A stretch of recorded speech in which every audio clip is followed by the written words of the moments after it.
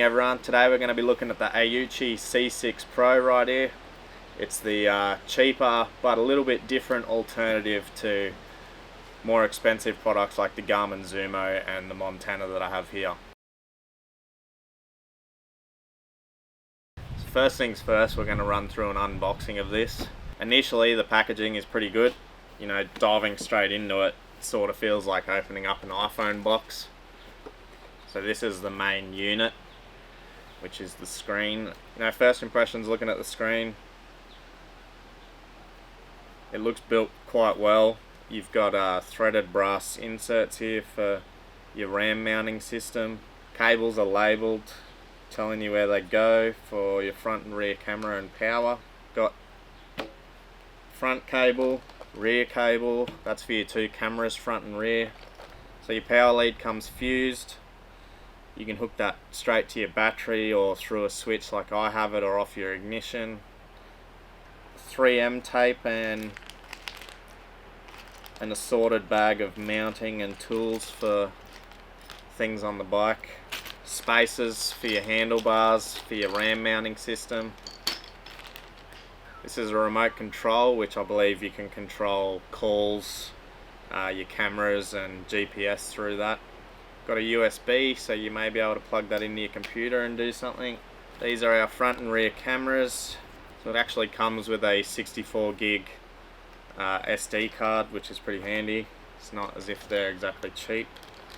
These are your tire pressure monitors, which are, you know, a pretty handy thing. And this is your sun hood, which goes over your screen like that, to make it a bit easier to see in bright conditions. And on top of all that, we've got instructions and QR codes for support and probably further instructions on installation. Moving on to our RAM mounting system. Comes with tools and fasteners.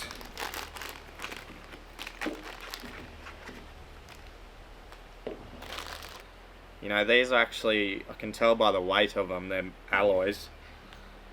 This one's plastic, but you've got a variety of different options here to mount the GPS unit. I like this one. It's just a simple bolt through with the RAM ball. Yeah, honestly, I would say every day of the week that this is comparable to my Garmin Montana RAM mount. And this all comes with the unit. I had to buy a Montana and then separate mounting, which is not at all cheap. Right, so I'm actually going to plug straight into 12 volt here on the arc pack, which will tell us what watts this is drawing. That will provide me a way of giving you guys an insight of how this actually performs out of the box. I don't know anything about the system, I haven't read into it. So I'm going to take the power here and put this straight onto the battery box. I'm trying to work out where we put our SD card into it. I think we might have to unscrew off the bottom here. Not the easiest process to get the SD card in, but we got it. And here we go.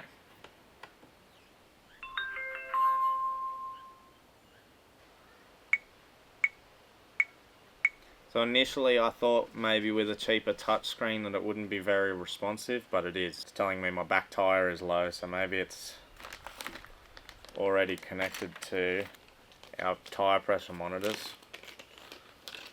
Look, initially everything's easy to plug into. It's very responsive. Everything sort of just started working on its own. I didn't have to do anything setup wise, and you know, it's intuitive, unlike my Montana, which takes, I've owned it for a year now and I still have no idea how it works. I think we'll get inside where it's nice and dark and give you a better idea of what the screen looks like, and we'll go through everything on the screen, and then we'll get to installation and putting it on the bike and taking it for a road run. I'm only ever going to have this unit on this bike temporarily because I take this bike into just too rough of terrain to warrant destroying a nice little CarPlay unit like this. When I upgrade to a bigger adventure bike or something like that, that's when this will come in handy. So for today, I've got these little sticky back things to install the cameras in a spot you probably wouldn't install them usually. But you know, we'll do the road test and we'll get an idea of how this unit goes on the road, and then I'll have to buy the bike to upgrade to the unit.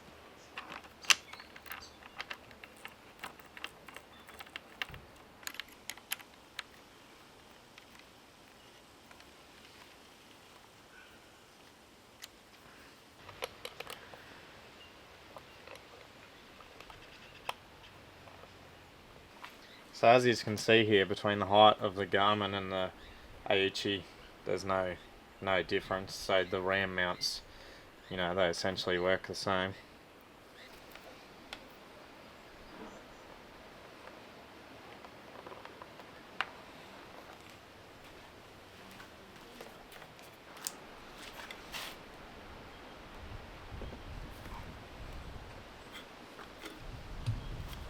Right, so we've got front camera, rear camera, pressure indicators are on, and we've got our unit installed nicely up here.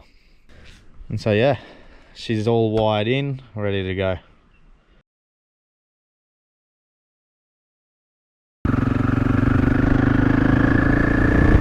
First impressions of the screen, it's bright as.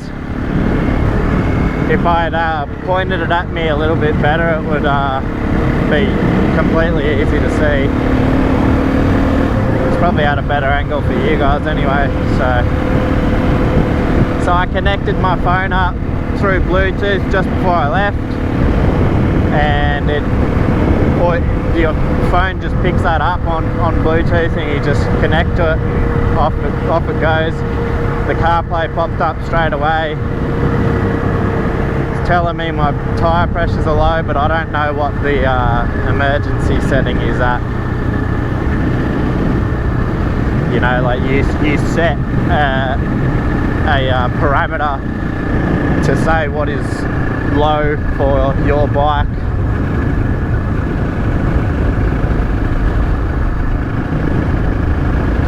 As soon as I turned it off, got some gear on, ready to ride, I turned the bike back on, turned the unit back on, and it picked up my phone straight away again. So there was no issues with redoing connectivity there. So yeah, the YouTube music has popped up. If I hit a playlist and get stuck into my music, it starts my phone playing, and once you've got whatever speakers in your helmet or whatever attached to your phone, like, you're essentially just controlling your phone here without having to have a $2,000 phone sitting on the screen. Beautiful views over the ocean here from Mirador.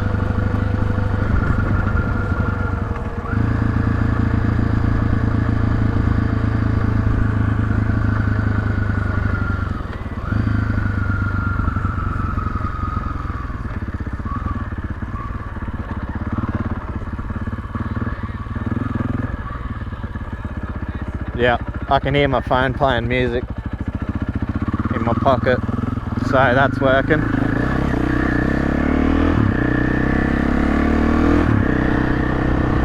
We'll go to Google Maps, search petrol stations,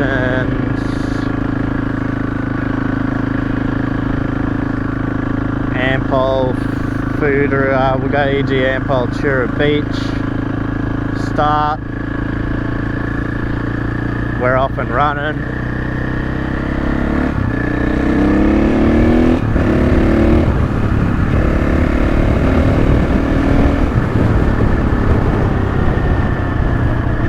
It's pretty bloody good actually. Like, I'm not gonna lie, I didn't think for the price range that these units are, it would be as good as it is. Because my Garmin, I mean, my Garmin can do things this can't, but my Garmin is nowhere near as responsive and easy to use as this. The Garmin's interface is terrible in my opinion. This is just simple, you know. Look, I go to my, make sure no one's following me, I go to my app screen here, I can see my messages. And on this, it's not like a car, you don't have to worry about the unit telling you no, you can't use your screen while you're riding. I go my Osman maps. I'll purchase Osman Pro to use with Carplay, so that's me being poor.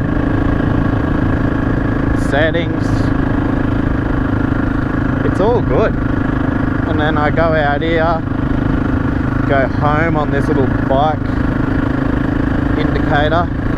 That takes us back to here. Still no one behind me. So I'll put us on our cameras. I think that's how you get to your camera. Yeah, here we go. No, that's replays. How do I see my cameras? So I've got half a bar front and back pressures, 19 degrees Celsius front, 20 degrees Celsius rear. So we're not running hot, but it's working.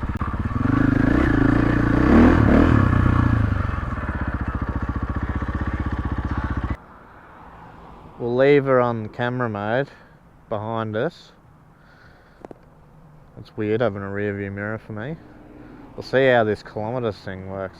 Might actually know how fast I'm going.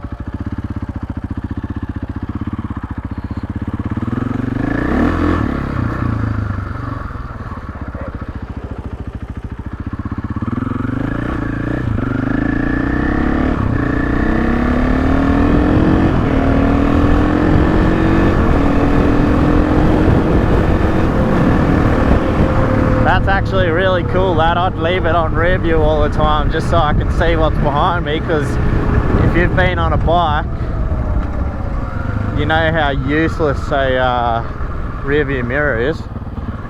I don't know what's going on ahead of us, but I'm avoiding it.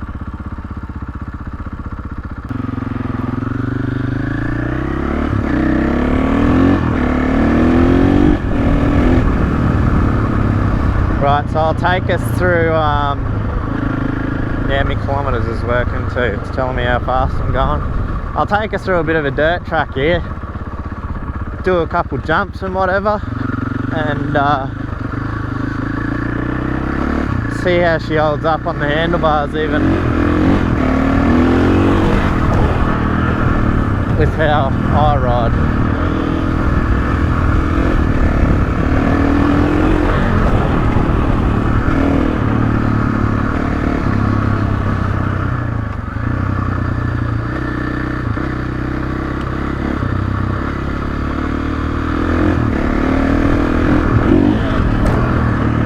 Gave that a big jolt to the front, no movement.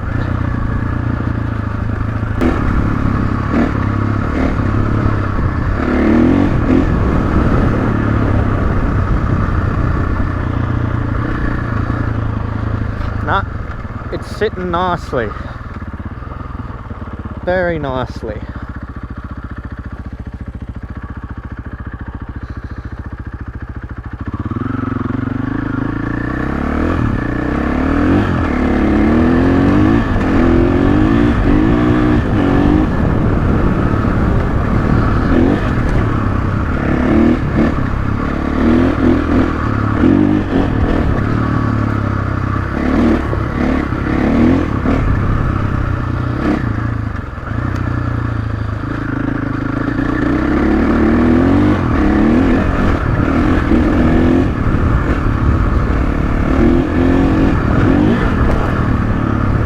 Giving it some big hits to the front end and not moving. telling me tyre pressures are low all the time. This is also a good test, this bumpy stuff, to see how well these little indicators hold on. You know, just looking at them, they seemed nice and well weather sealed. Big rubber O-ring in there for getting water and stuff ingress.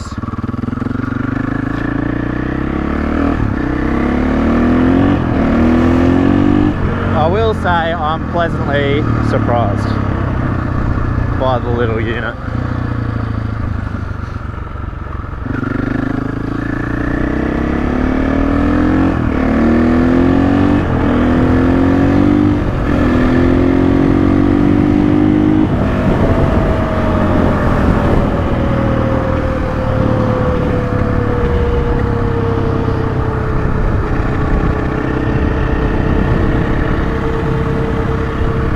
Get back to the house now, and then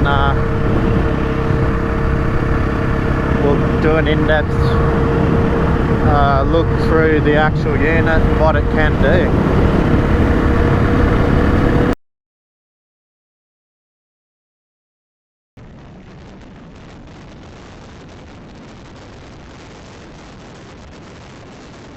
It's weird having a rear view mirror for me. We'll see how this kilometres thing works.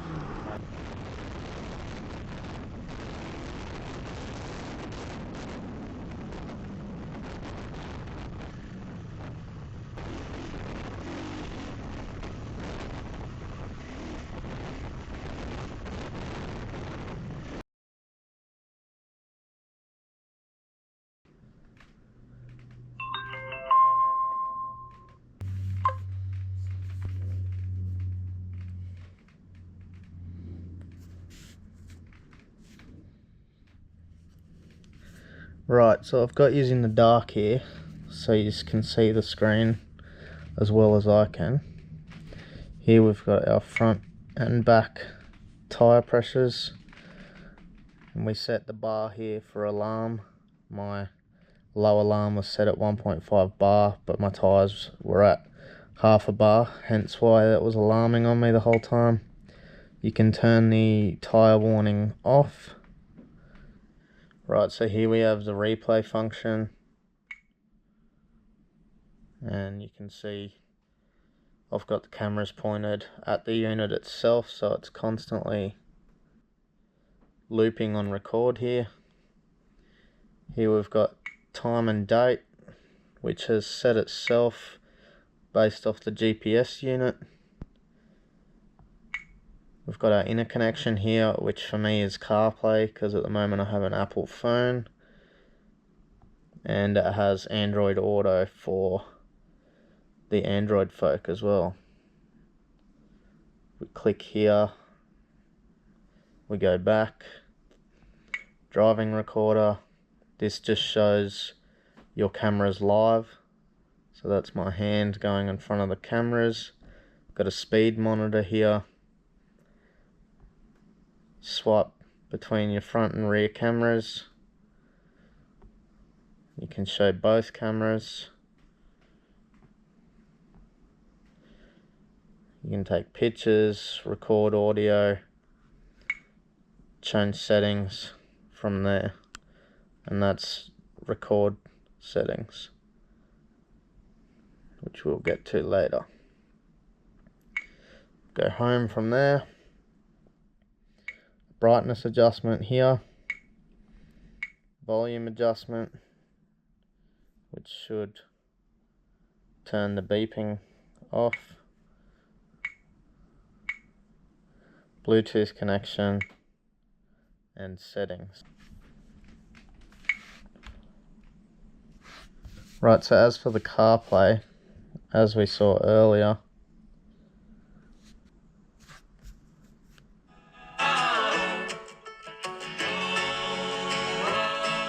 so that controls my phone, and then anything that's controlled to my phone via Bluetooth, as in a headset or headphones or whatever, you'll be listening to your music controlling this on your motorbike.